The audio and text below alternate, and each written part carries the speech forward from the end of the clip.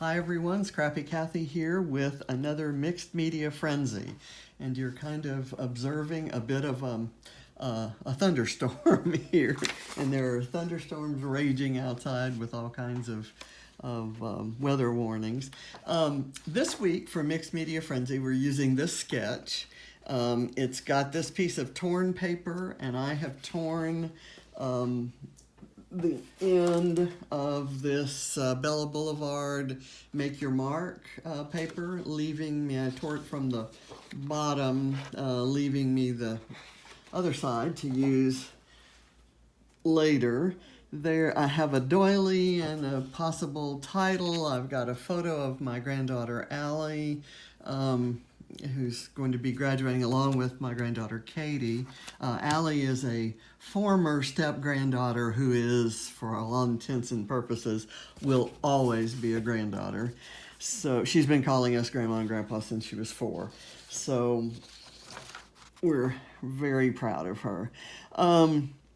What I've done is I've done this on white cardstock. I added a little extra adhesive underneath here. I'm happy when I tore it that there's a little bit of an edge on here, a darkened edge. It makes it look like you might have inked the edges, and that's because the pattern underneath is dark, it's black. I'm going to use the smooshing technique for this big bit, and I've got a few stencils. This one does little circly bits. This one can do this honeycomb look as well as these crosses, and then some of these splashes there, and some, looks like some stitched circles around there. And this one does speckles. So I'll see where we need to add those. Right now what I've done is I smeared a smear of hickory smoke and a smear of black soot on my glass mat. And I'm planning to turn this upside down and kind of do that to get it on, but I don't want it all gray on one side and all black on the other side. So I'm going to try to add some black in here, and with my water sprayer I'll try to create some dips down into that gray. I'll get some movement going on there. That's what I want. Okay, there we go. Now, I have no idea how this is going to turn out. It won't look anything like this once I get it on the paper, but I will say whatever happens, happens, and we're going to go with it. And we'll correct it if it's wrong. And I'm going to go like this, kind of like that. Let's see what happens. Okay, that's not as complete a smirch as I want. So I'm going to get some more black kind of down in this area. Okay, and I've got it going all the way down the page, which doesn't happen in the example, but I'm okay with that. It's the sketch is an inspiration, not an absolute requirement. Okay, I'm gonna stick with this. Let me get a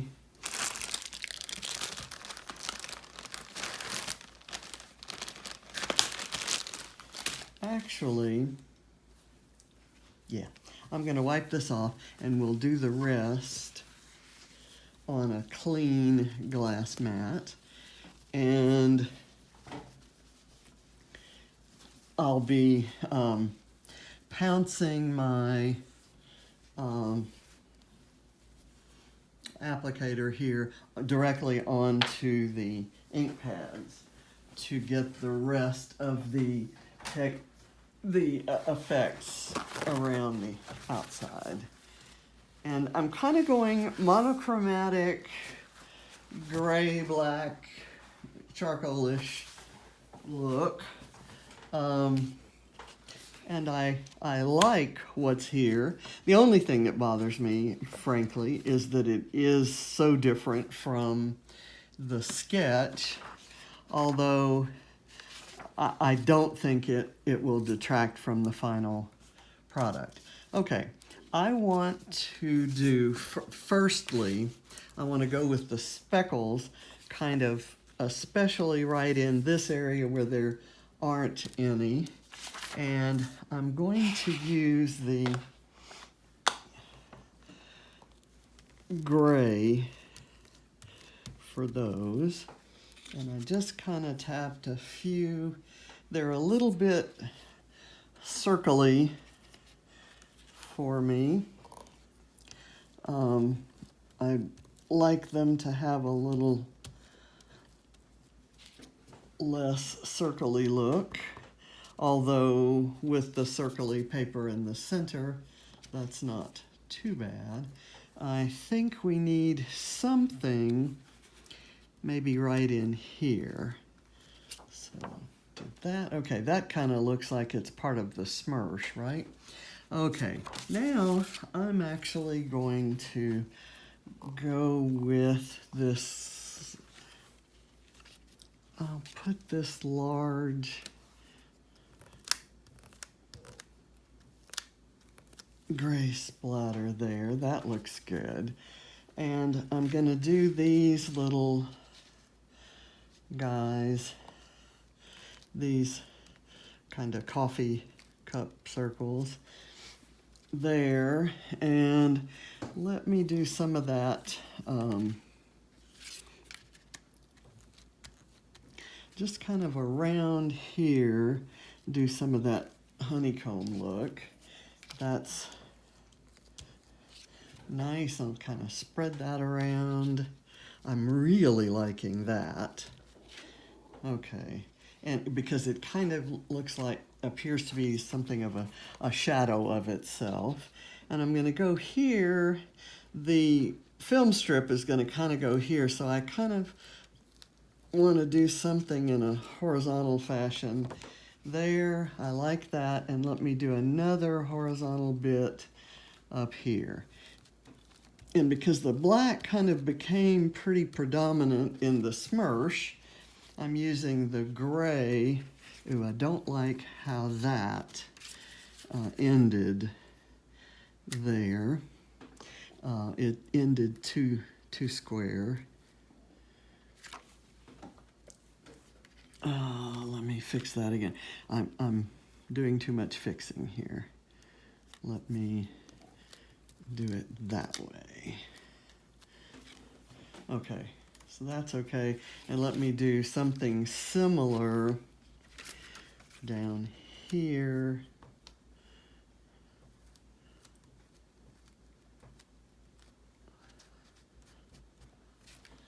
Okay, that's fine.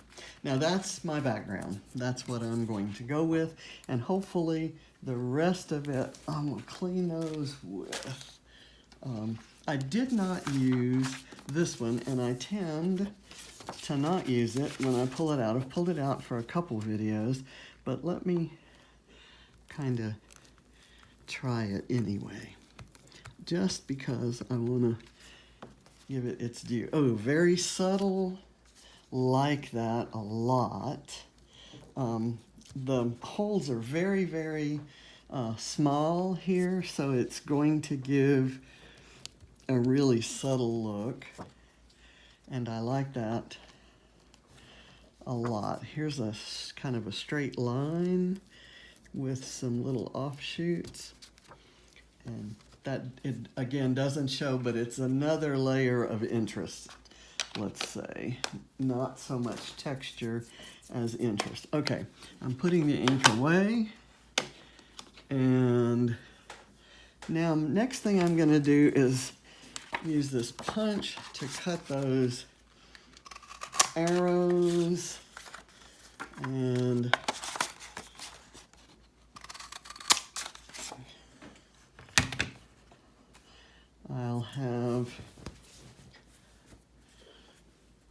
I'll figure out where to place those. Let me scooch those off of there. Okay, my next thing will be to place the doily, and the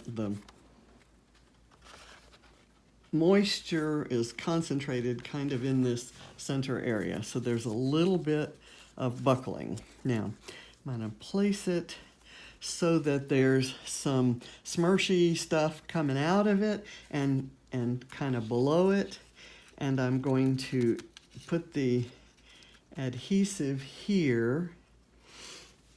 I'm actually going to try putting it on the paper, though I know the paper is wet.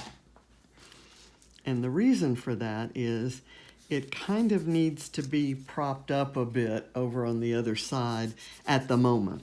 But when it dries, it'll flatten out. And when I put this Bramble Fox perspective on it, it will, that will kind of weigh it down to help the flattening process. I, again, forgot to take the protective layer off the back, so you get the extreme joy of watching me do that on camera. I'm really liking my decision to go kind of monochromatic. I'm going to do this maybe down here, and that'll tell me where I need to put those arrows. And I'm kind of going to overlap the photo there. I think I may do some arrows coming in. Well, let's see, if I put the photo up a little higher, then I can have arrows coming here and arrows coming in there. Okay, that's good. Now it's already on foam, but I'm going to add another strip of foam to the outside along here.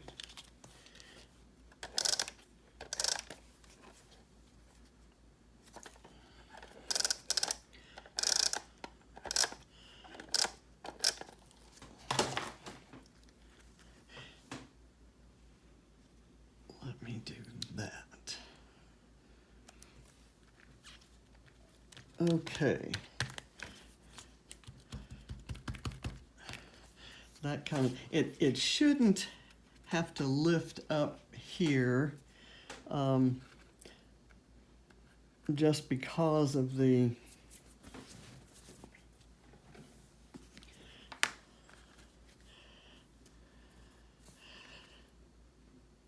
center part, but the center part is somewhat elevated right now because of the moisture. And normally, if you watch me, normally I do the background, the wet work, and put it off to dry while I build my photo cluster. But in this case, I don't have a photo cluster to build. Let me now stick my arrows on, and I'm going to kind of place them across here. I will decide whether 6 are enough. I may do 4 and 2 instead of 3 and 3. So we'll see how that works. In the example, the arrows kind of go off, and they do 4 and 2 actually. So I may do that. Mine won't go off the doily. Now, sometimes I punch several layers of these and do and glue them together just to get a little bit more dimension. But as I said, we've kind of got a lot going on this layout, And I think the arrows stand out enough that I don't feel that they need any vertical dimension. Okay, in the example, the arrows point out that way. I'm going to actually point them in. And here's where I might have, before I do the arrows, let me do the film strip.